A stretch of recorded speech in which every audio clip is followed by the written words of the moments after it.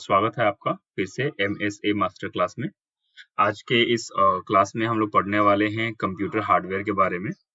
तो सबसे फर्स्ट क्या होता है ना, अगर हम बात करें कंपोनेंट ऑफ कंप्यूटर की, कंपोनेंट ऑफ कंप्यूटर, कंप्यूटर के बेसिकली दो कंपोनेंट्स होते हैं। पहला जो होता है उसे कहते हैं सॉफ्टवेयर, और दूसरा जो होता है उसे कहते हैं हार्डवेयर। सॉफ्टवेयर के बारे में हमने पिछले लेक्चर में हमने देखा हुआ था। अगर आपने नहीं देखा तो पिछला लेक्चर आप देख सकते हैं, या आई बटन पे देखिए, या डिस्क्रिप्शन लिंक में भी मैं दे दूंगा, आप वहां से देख सकते हो। सॉफ्टवेयर के बारे में डिटेल में मैंने बताया था। आज की इस क्लास में हम लोग पढ़ने वाले हैं हार्डवेयर के बारे में, कंप्यूटर हार्डवेयर के बारे में। वैसे तो कंप्यूटर हार्डवेयर के बहुत सारे क्लासिफिकेशंस होते हैं, लेकिन आज जो मेनली या मेजर जो क्लासिफिकेशंस हैं जिनके बारे में हम पढ़ेंगे वो बेसिकली तीन होगा। पहला होगा इनपुट डिवाइस,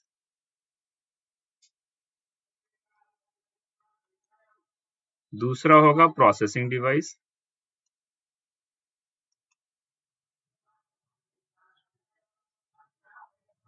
और जो तीसरा होगा वो होगा आउटपुट डिवाइस।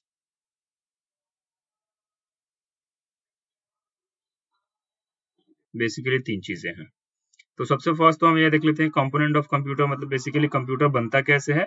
तो कंप्यूटर बनता है हार्डवेयर और सॉफ्टवेयर को मिलाने से, है ना। अब सॉफ्टवेयर हमने पिछले क्लास में पढ़ लिया था, हार्डवेयर पढ़ने वाले हैं। तो हार्डवेयर में बेसिकली क्या बताया जा रहा है, तीन चीजें, इनपुट डिवाइस, प्रोसेसिंग डिवाइस और आउटपुट डिवाइस। टेक्निकलिटीज में जाने से पहले एक बेसिक सा क्वेश्चन पूछता हूं मैं आपसे। अगर मैंने आपसे कुछ पूछा और वो सवाल मेरा है कि 2+2 इज इक्वल टू कितना होता है, तो ये सवाल पूछने के लिए मुझे क्या करना पड़ेगा। सबसे पहले तो आपको मुझे ये बताना पड़ेगा कि 2+2 कितना होता है, ठीक है। ये पहले मैं आपको बताऊंगा। देन आप क्या करोगे, आप खुद कैलकुलेट करोगे। 2+2 इज इक्वल टू क्या होता है, तो 1 2 प्लस 1 2 इज इक्वल टू क्या हो जाएगा, आप चारों कैलकुलेट कर दोगे, 1 2 3 4। तो आप मुझे रिजल्ट क्या दे दोगे, 4 एज एन आंसर, ठीक है।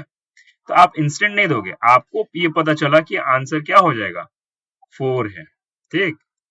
ये आपको पता चल गया। फिर आप क्या करोगे, आप मुझे बोलोगे कि सर 2+2 इज इक्वल टू 4 होगा, और ये हमारा आंसर है। तो मेरे सवाल पूछने से लेकर के जवाब देने तक हमने तीन ऑपरेशंस परफॉर्म किया। पहले आपने सवाल को समझा, सुना, इनपुट करा।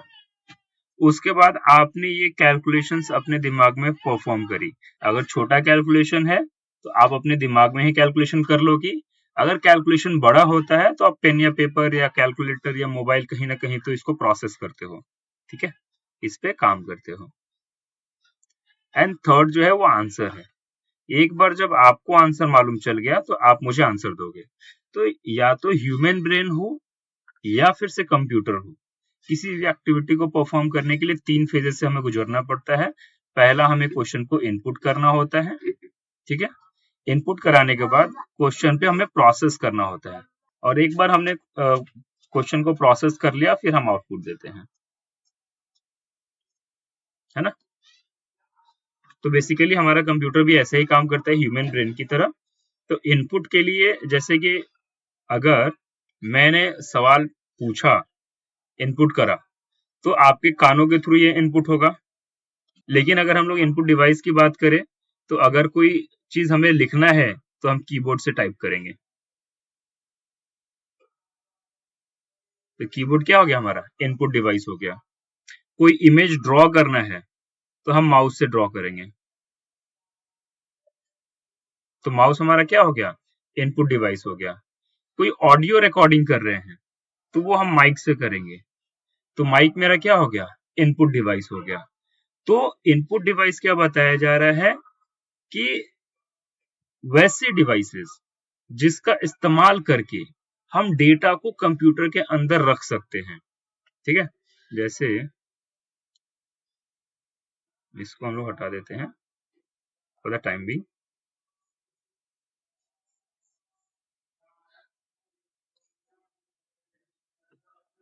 अभी देखो यहाँ पे क्या बताया जा रहा है, इन मतलब अंदर, पुट मतलब रखना।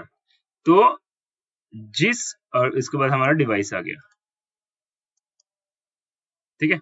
तो क्या बताया रहा है, जिस भी डिवाइस का इस्तेमाल करके आप कंप्यूटर के अंदर डेटा को रख सकते हो, वो सारे ही डिवाइसेस इनपुट डिवाइस हो जाएंगे। प्रोसेस मतलब काम करना, है ना। तो प्रोसेस, हमारे कंप्यूटर में प्रोसेसिंग का काम जो होता है वो सीपीयू करता है।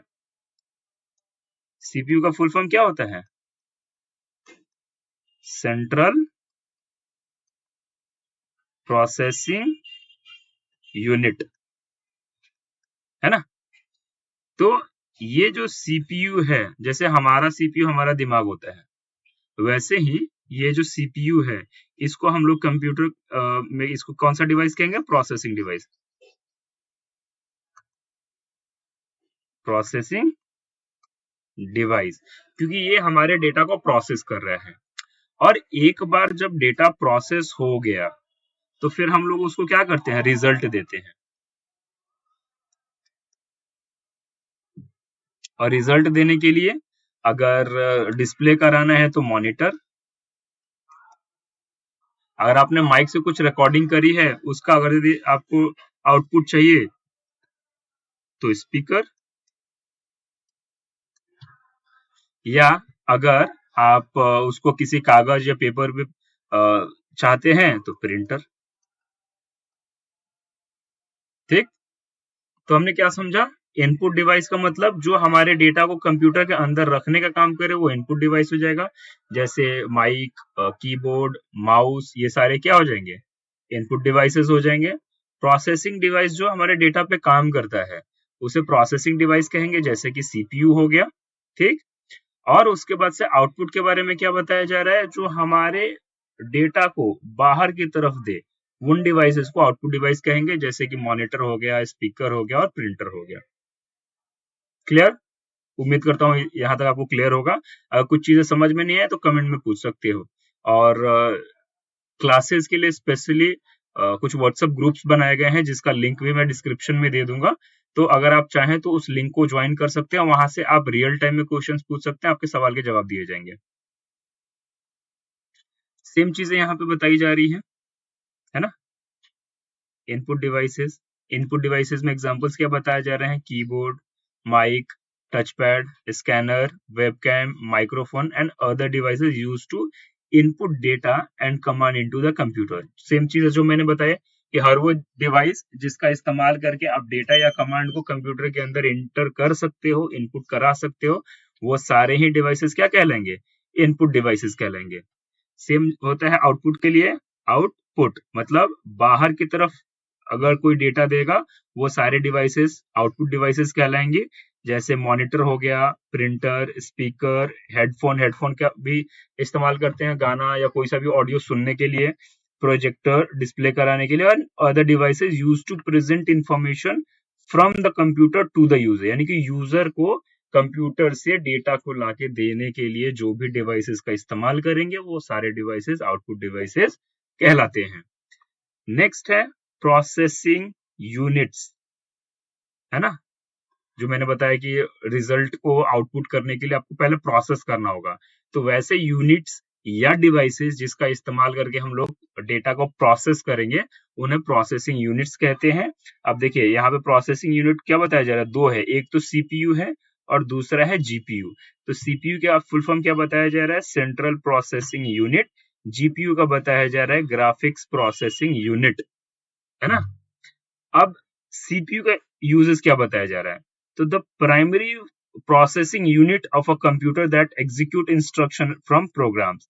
ये क्या होता है कि प्राइमरी प्रोसेसिंग यूनिट होता है जो कंप्यूटर के सारे जो भी इंस्ट्रक्शंस होते हैं, प्रोग्राम्स होते हैं, उनको एग्जीक्यूट कराने का काम करता है। बिना सीपीयू का आपका कंप्यूटर लैपटॉप नहीं हो सकता, चाहे मोबाइल भी हो। आप सुनते होंगे कि i3 का प्रोसेसर है, i5 है, i7 है, AMD प्रोसेसर है, ये सारे क्या हैं, सीपीयूज हैं, प्रोसेसर। ठीक है। नेक्स्ट है जीपीयू, क्या बताया जा रहा है, specialized hardware responsible for rendering images, videos and animation. particularly task requiring heavy graphical processing। तो देखिए जनरल जो इंस्ट्रक्शंस होते हैं, जो प्रोग्राम के एग्जीक्यूशंस होते हैं, उसको तो सीपीयू हैंडल कर लेता है। लेकिन अगर आप कोई वीडियो गेम खेल रहे हैं, एनिमेशन रेंडर कर रहे हैं, रेंडर करने का मतलब क्या होता है कि अगर आपने एक एनिमेशन बनाया है, उसका फाइनल आउटपुट आपको चाहिए, प्रोसेस करके फाइनल चाहिए, तो उसको रेंडरिंग कहते हैं, ठीक है। तो अगर कोई वीडियो गेम खेल रहे हैं, एनिमेशन रेंडरिंग करना है, या इमेज या वीडियो से रिलेटेड कुछ कोई हेवी टास्क है जिसके लिए ज्यादा प्रोसेसिंग की जरूरत है, कुछ प्रोसेसिंग यूनिट चाहिए, तो उसके लिए हम लोग यूज करते हैं जीपीयू यानी कि ग्राफिक्स प्रोसेसिंग यूनिट का, ठीक है। उम्मीद करता हूँ ये क्लियर होगा। Input device, output device, processing device. तो नेक्स्ट आते हैं हम लोग पार्ट्स ऑफ कंप्यूटर। तो ये बेसिकली हार्डवेयर पार्ट्स की बात की जा रही है। जब हम लोग बात पार्ट्स ऑफ कंप्यूटर की करते हैं तो हार्डवेयर पार्ट्स की बात की जा रही है ना।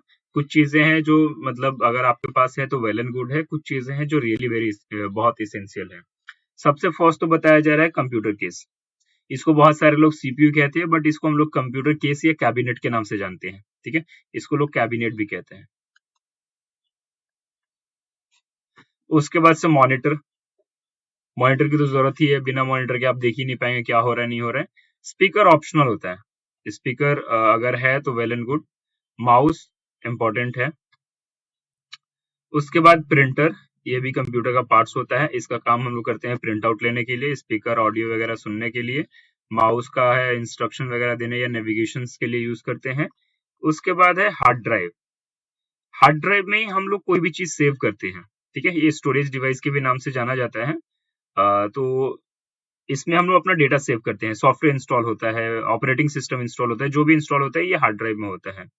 रैम ये है, ये भी एक स्टोरेज डिवाइस है। एक्चुअली जब हम लोग स्टोरेज डिवाइस पढ़ेंगे तो हम लोग को मालूम चलेगा कि रैम जो है हमारा प्राइमरी स्टोरेज होता है, हार्ड डिस्क जो होता है वो सेकेंडरी स्टोरेज होता है। प्राइमरी स्टोरेज क्या है, सेकेंडरी स्टोरेज क्या है, आगे के लेक्चर्स में हम लोग उसको देखेंगे, ठीक।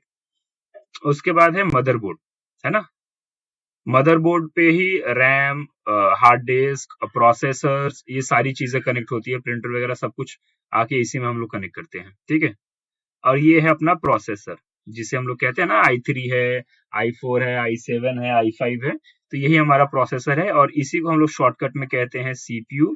और इसी की वजह से बहुत सारे लोग ये जो हमारा कंप्यूटर केस या कैबिनेट है ना, इसको बहुत सारे लोग सीपीयू भी कहते हैं, है ना। तो सीपीयू एक्चुअल में इसका नाम होता है, ये हमारा प्रोसेसर होता है और इसका फुल फॉर्म मैंने बता दिया, सेंट्रल प्रोसेसिंग यूनिट। तो बेसिकली एक कंप्यूटर के जो हार्डवेयर की बात करें ना, तो ये कुछ इसेंशियल हार्डवेयर होते हैं जिसकी हमें जरूरत होती है। तो आज की क्लास में बस इतना ही। अगले क्लास में दूसरे टॉपिक को हम लोग डिस्कस करेंगे। अगर आपको कोई भी चीजें समझ में नहीं आई है तो आप चाहे तो कमेंट करके भी पूछ सकते हैं, या डिस्क्रिप्शन में हमारे व्हाट्सएप ग्रुप का लिंक होगा, उस लिंक के थ्रू भी आप ज्वाइन कर सकते हैं। वहां पे आप रियल टाइम अपने क्वेश्चंस को पूछ सकते हैं और रियल टाइम आपको आंसर्स मिल जाएंगे। उम्मीद करता हूं कि आपको सारी चीजें समझ में आई होंगी। अगर अभी तक आपने चैनल को सब्सक्राइब नहीं किया है तो जरूर से सब्सक्राइब कीजिए और ये वीडियो उनके साथ शेयर कीजिए जो फ्री में हिंदी में कंप्यूटर सीखना चाहते हैं। स्टेप बाय स्टेप हम लोग कंप्लीट कंप्यूटर का जो डीसीए कोर्स होता है उसको हम लोग कंप्लीट करने वाले हैं। अभी तक हमारे साथ बने रहने के लिए और इस वीडियो को पूरा देखने के लिए आपका बहुत बहुत धन्यवाद।